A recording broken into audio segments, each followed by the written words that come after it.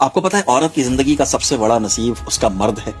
عورت چاہے حسین ہو، تعلیم یافتہ ہو، ذہین ہو یا دنیا اسے قابل مانتی ہو، لیکن اگر اس کا ساتھی کم ظرف ہے، بے شعور ہے یا پھر خود غرض نکل آئے نا، تو یہ سب نعمتیں اپنی چمک کھو دیتی ہیں. اور یہی تو ہمارے معاشرے کا سب سے بڑا تضاد ہے. ہم مرد اکثر یہ دعویٰ کرتے ہیں کہ عورت تو ہماری عزت ہے، لیکن حقیقت میں کیا کرتے ہیں؟ ہم اس کے خواب توڑ دیتے ہیں، اس کی آواز دبا دیتے ہیں، اس کی صلاحیتوں کو ماند کر دیتے ہیں. کبھی حکم چلاتے ہیں، کبھی عزت کے نام پر اس کے پر کاٹ دیتے ہیں. ہم یہ بھول جاتے ہیں کہ عورت کو جیتنے کے لیے نہیں بلکہ سنبھالنے کے لیے پیدا کیا گیا ہے. یاد رکھیے گا، ایک اچھا مرد جو ہوتا ہے نا، وہ عورت کو قید نہیں کرتا بلکہ آزاد کرتا ہے. شریعت کے دائرے میں رہ کر آف کورس وہ اس کے پروں کو کاٹتا نہیں ہے بلکہ ہوا دیتا ہے.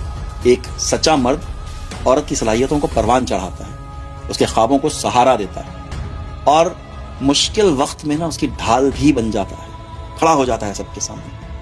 لیکن افسوس ہے کہ ہمارے معاشرے میں اکثر مرد اپنی انا کے غلام ہوتے ہیں. نعوذ باللہ. وہ عورت کو اپنی جوتی کی نوک پر رکھنے میں فخر محسوس کرتے ہیں. یہ ایسا ہے، آپ جانتے ہیں. عورت کے دکھ کو کم کرنے کے بجائے نا وہ اس کے دکھوں کا سب سے بڑا سبب بن جاتے ہیں. کتنی عورتیں تعلیم یافتہ ہونے کے باوجود اپنی زندگیوں میں نامکمل رہ جاتی ہیں کیونکہ ان کا نصیب ان کے شوہر کی کم ظرفی نے برباد کر دیا ہوتا ہے. کاش ہم یہ سمجھ پائیں کہ عورت کی اصل خوش بختی یہ نہیں ہے کہ وہ دنیا اسے حسین کہے یا ذہین مانے، بلکہ یہ ہے کہ اس کا ساتھی اسے عزت دے، اسے یہ احساس دے کہ وہ تنہا نہیں ہے.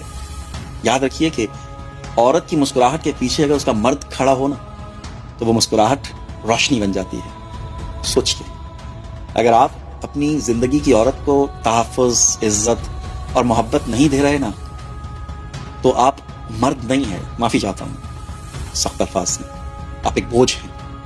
عورت کا سب سے بڑا نصیب ایک اچھا مرد ہوتا ہے.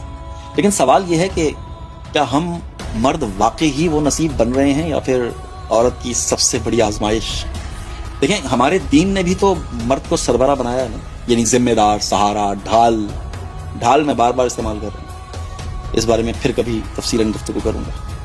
یہ قیادت ہمیں حکم چلانے کے لیے نہیں دی ہے بلکہ قربانیاں دینے کے لیے دی ہے. ہمارے نبی صلی اللہ علیہ وسلم نے بھی تو فرمایا تھا نا کہ تم میں سب سے بہتر وہ ہے جو اپنے گھر والوں کے ساتھ بہتر ہے. آپ ہیں یا نہیں؟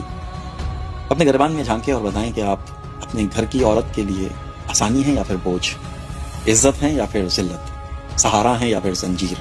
کیونکہ کل قیامت کے دن حساب صرف اس بات کا نہیں ہوگا کہ آپ نے کتنے پیسے کمائے اور ان کو کتنا پیسہ کھلایا، بلکہ اس بات پر بھی ہوگا کہ آپ نے اپنی عورت کو کتنا اور کیا مقام دیا.